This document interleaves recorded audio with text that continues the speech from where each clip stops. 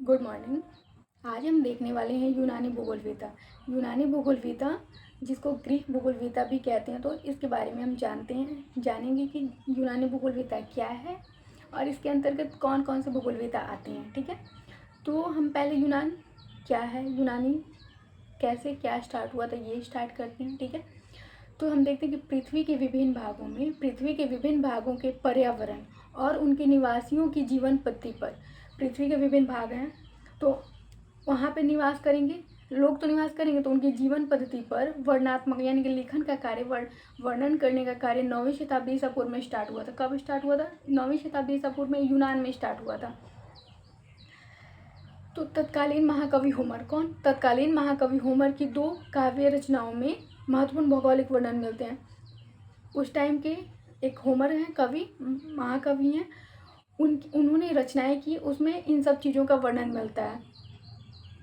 और इसके पश्चात के वर्षों में, 9वीं शताब्दी के पश्चात के वर्षों में थेल्स, अनेक्सिमेंडर, हिकैटियस, हेरोडोटस, अरस्तु, थियोफ्रेस्टस और कौन है, इरेटोस्थनीज, पोलिबियस, हिपार्चुस और पोसिडोनियस आदि प्रमुख यूनानी भूगोलवेताओं का योगदान भौगोलिक ज्ञान में को आगे बढ़ाने में महत्वपूर्ण योगदान रहा है। ठीक है, इन जितने भी हमारे भूगोलविद हैं, इसके बारे में हम धीरे धीरे थोड़ा थोड़ा टॉपिक को कवर करते हैं। तो इसके अंतर्गत सबसे पहले हम देखने वाले हैं कि यूनानी विद्वानों के योगदानों की संक्षिप्त चर्चा निम्नलिखित है। सबसे पहले किसके बारे में हम चर्चा करते हैं? सबसे पहले हम देखते हैं हेरोडोटस के बारे में। तो हेरोडोटस का समय काल कितना है? तो हेरोडोटस का समय काल 400 कितना है, 485 से 425 ईसा पूर्व है। 485 से 425 ईसा पूर्व है।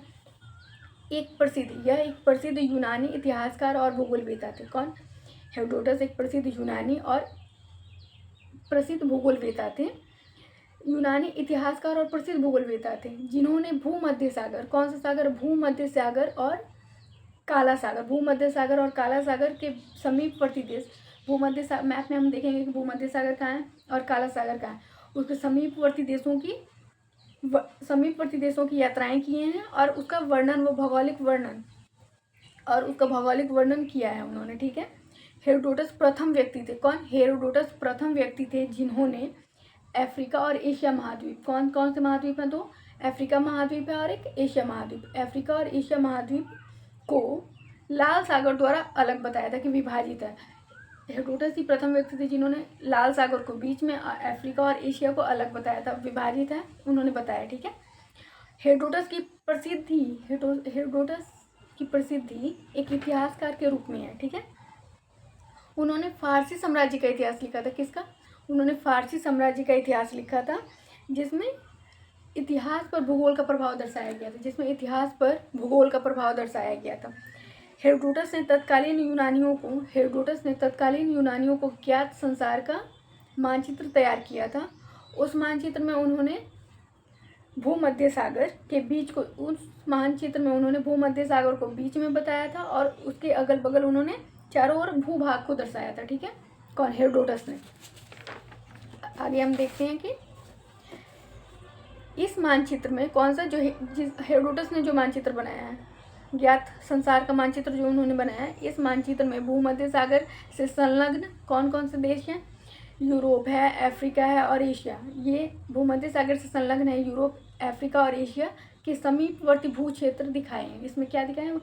यूरोप, एशिया और अफ्रीका के समीपवर्ती भू क्षेत्र को दिखाए गए हैं। मानचित्र का विस्तार पूर्व, जो इन्होंने मानचित्र बनाया उसका विस्तार उन्होंने पूर्व दिशा में अधिक बनाया है और इसमें इन्होंने भारत को भी डिनोट किया है। किसमें? जो हेरोडोटस ने मानचित्र बनाया था, जो यूनानियों को ज्ञात संसार का मानचित्र इन्होंने बनाया, उसमें उन्होंने भारत को भी दर्शाया है। ठीक है, हेरोडोटस की अभिरुचि गणित में तो बिल्कुल भी नहीं थी, तो हेरोडोटस की अभिरुचि गणितीय अध्ययन पद्धति में नहीं थी। उन्होंने होमर एक महाकवि हैं, उनके द्वारा उन्होंने जो वर्णन किया था, पृथ्वी का वर्णन किया था, समतल और गोलाकार स्वरूप, उन्होंने बोला कि होमर ने बोला था कि पृथ्वी का जो आकार है वो समतल और गोलाकार है।